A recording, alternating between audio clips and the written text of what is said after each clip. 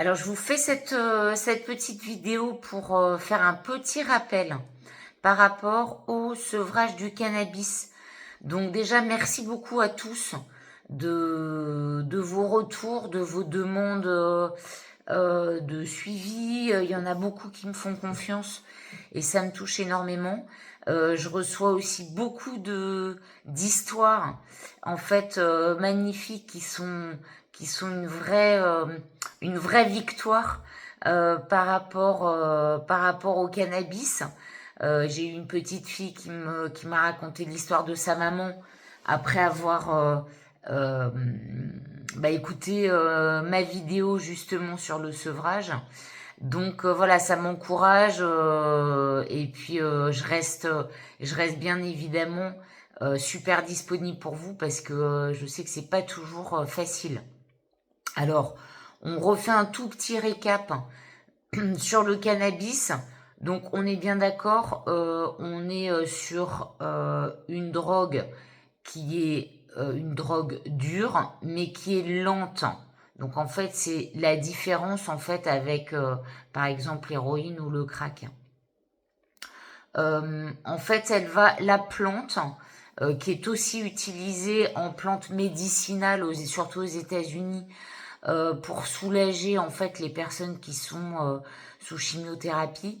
Ce qu'il faut savoir, c'est qu'en fait, on est sur un dosage extrêmement faible en THC. Si je me trompe pas et si je dis pas n'importe quoi, mais a priori, je me suis bien renseignée auprès de médecins et en fait, le THC, voire peut être voilà entre 3 et 5 6 peut-être un peu comme le CBD, alors que le cannabis que vous consommez et qui est disponible, là on est plutôt à des taux qui peuvent monter jusqu'à 40. Donc voilà, c'est un peu normal de pouvoir se sentir un peu abruti, avoir du mal à se réveiller, avoir un gros problème de concentration, perte de mémoire.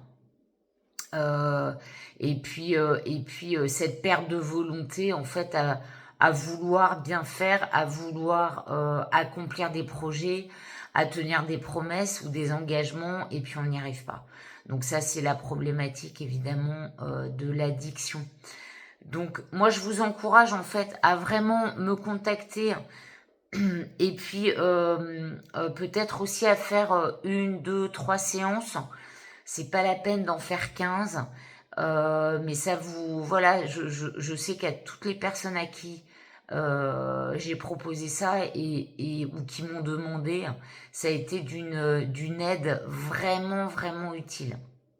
Donc je vous encourage, voilà, et puis à me faire des retours.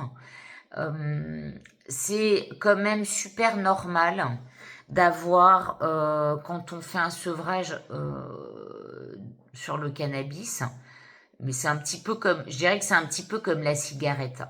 Donc vous avez les premiers jours vraiment cette envie d'arrêter.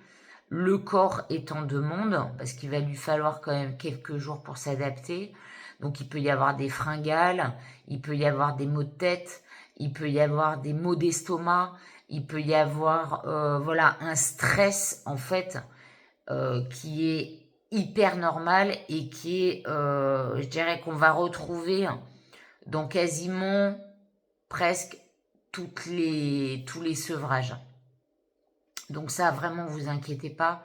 Je dirais que faites attention et repérez si vous avez des cravings. Donc vraiment, c'est le craving, le terme anglais, c'est cette envie compulsive de consommer en fait, on ne peut pas résister. On n'y arrive pas. Donc, on y va. Donc, ça, c'est vraiment un signe très fort d'addiction.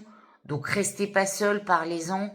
Et il faut trouver, en fait, des moyens, des méthodes pour pouvoir contourner, bypasser, en fait, ce que le cerveau est en train de vous donner comme information. Donc, votre cerveau va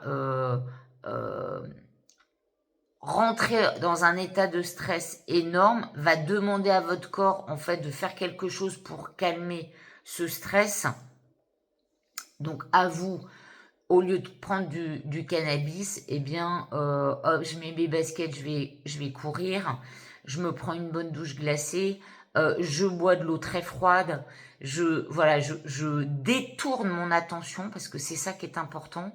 Et au niveau du cerveau, je vais détourner mon attention pour permettre en fait à cette vague émotionnelle de redescendre tranquillement. Voilà, donc si vous avez des questions, n'hésitez pas. Si vous avez besoin que je vous parle de sujets plus concrets, plus précis, n'hésitez pas. Je suis à votre disposition et je vous remercie encore de votre confiance. À très bientôt.